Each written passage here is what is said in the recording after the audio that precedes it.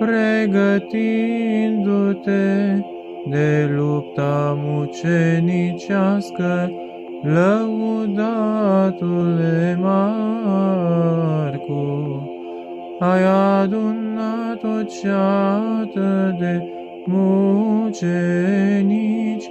și ai întărit prin statornicia ta. Împreună cu ei te-ai săvârșit și cu toți v-ați învrednicit de bucuriile cerești.